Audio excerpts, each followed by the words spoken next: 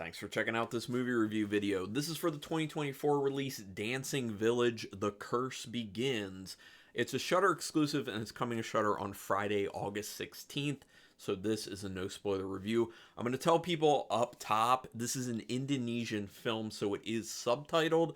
I know there are some people who really can't handle subtitles for one reason or another. If it's just a situation where you just don't like it, I highly encourage you to just give films like this a try, just because you're missing out on a lot.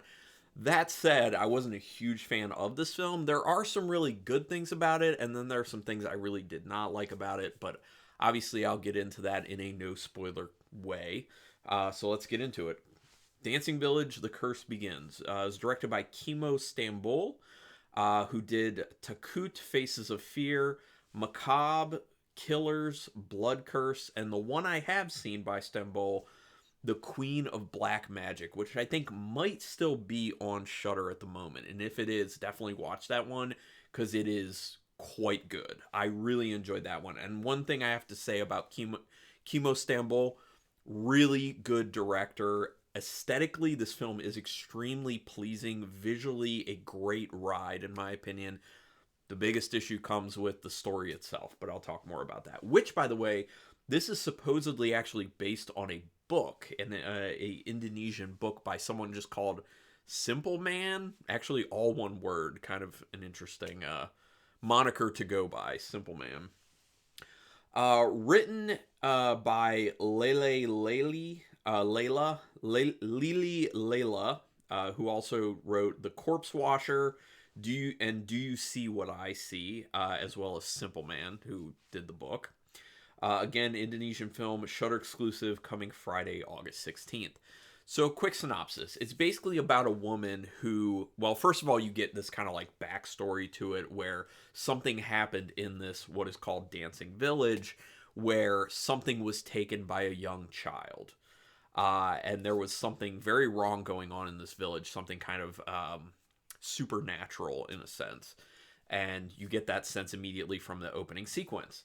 Now, then it goes to more, well, I'm not going to say modern day. It actually takes place, it looks like, in the 80s. And you are then in the modern day 80s. And you're with this main character who her mother is not doing well. And she comes to find out, or is told, that basically if she returns this item that had been stolen from Dancing Village, that her mother will end up getting better. So she and some friends end up going to the village to do this task, and as you saw in the very beginning of the film, there's some stuff wrong at this village, and what does it mean when she ends up taking this item back? What are the implications of that, and will that help her mother? So on and so on. And it's horror. It is horror, so there you go. And there are some really good horror moments in this. Also, there's a lot of snakes in this movie. There are a lot of snakes in this movie, which I enjoyed because I thought, I mean, they were real snakes. They're not CGI snakes, first off. Next thing is they were used in very interesting, effective ways, in my opinion. And they looked very scary for what it was. Especially if you're afraid of snakes, which I'm not, but I know a lot of people are, so I can kind of like, when I'm seeing those scenes, be like, man, this would be terrifying for someone who is afraid of snakes. Oh, another thing I have to say, there are dead animals in this movie. There's no showing animals being killed, but there are actual dead animals that have already been killed off screen. So, trigger warning, just letting you know. The opening scene is a bit intriguing, but feels like it could have gone harder. Like I was talking about, that whole thing kind of setting up what happened initially at the Dancing Village. Definitely could have gone a lot harder to kind of hook people in more. I was like mildly interested after I saw that, and I'm like, I don't know. It is shot quite well with a lot of nice, smooth camera movements in it. Like I said, Stamboel did a outstanding job as far as direction and cinematography goes. It just looks wonderful. The camera movements are so good. There's no like terrible shaky cam stuff going on. You can tell they know what tripods are, which is something that they should teach a lot of horror filmmakers in America about, because use them. But no, from a visual standpoint, this looks phenomenal. It's very pleasing from a visual standpoint. A lot of good style to it, so I love that aspect of it. The shooting locations also look really great. Now, especially for someone like me who is an American who's never been to Indonesia, it looks very nice. It looks very inviting. But they do a good job of kind of striking this looking very nice and inviting versus also feeling kind of dark and creepy at the same time. And part of the way they end up getting that is it isn't just, how they're shooting it and how they're making it look with lighting and everything. It's also the score. The score is really good for building a feeling of dread and maintaining that feeling.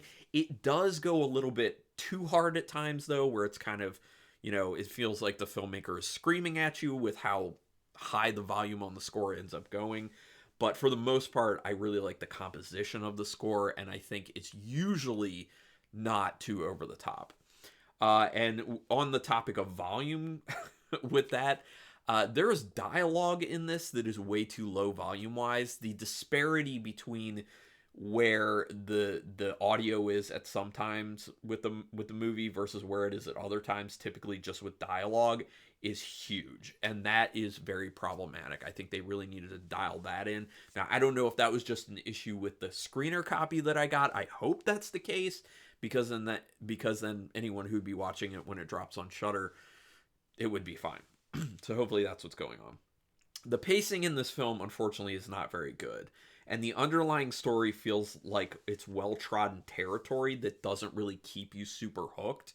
Because it takes its time for so long, it gets mired in a lot of stuff that just doesn't matter. It's a little bit over 2 hours as far as it goes. I think it was like 2 hours and 4 minutes with the end credits.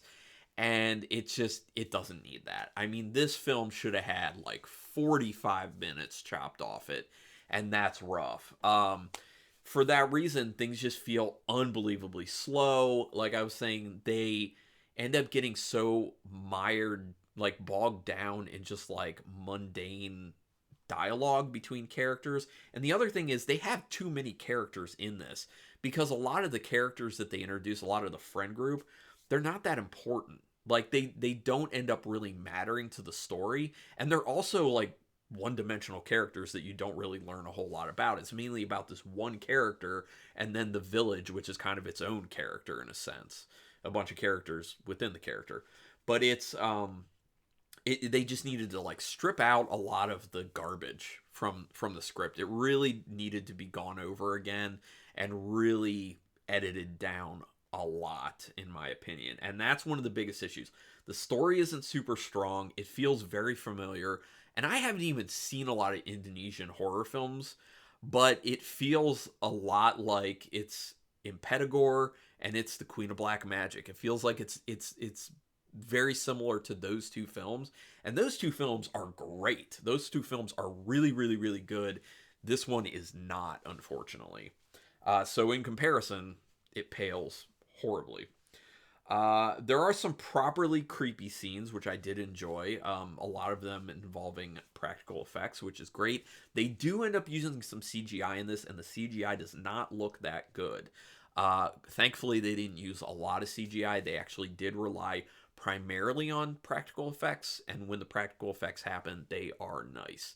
So like I said, there are some legitimately creepy scenes. There's one involving a pool, which I'm not going to go into any further. That was one of my favorite scenes, honestly, from how it looked. Also would have been really challenging to do as an actor. I will just say that. And you'll know what I mean if you've seen it.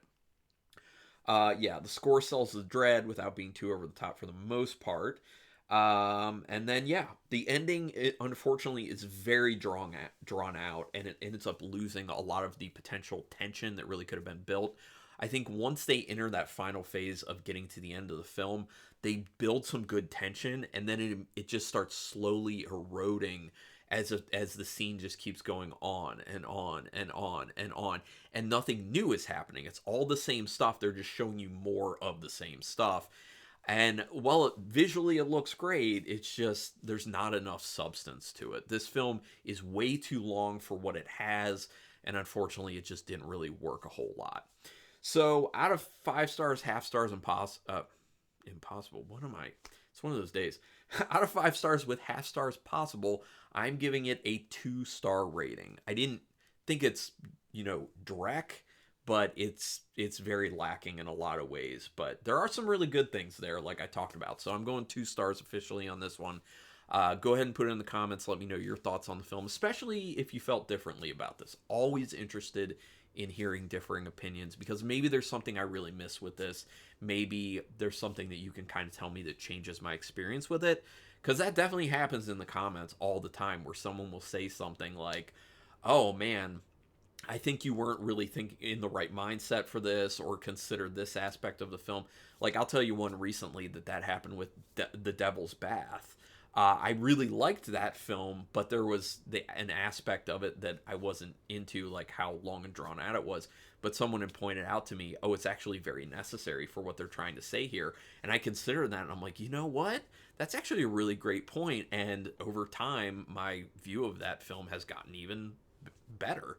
So anyway, so comments. Also, do me a favor, hit subscribe if you haven't already. I greatly appreciate that. It is a favor to me. Well, it's also just, it's transactionary. I'm putting out all this free content. The least you can do is just give me a thumbs up on the video and a subscribe to the channel. I appreciate that. Also, you can hit the notification bell button and you'll know when I'm putting up new videos, which is all the time. But thank you so much for taking your time to watch this. I do appreciate it. And until next time, keep it brutal.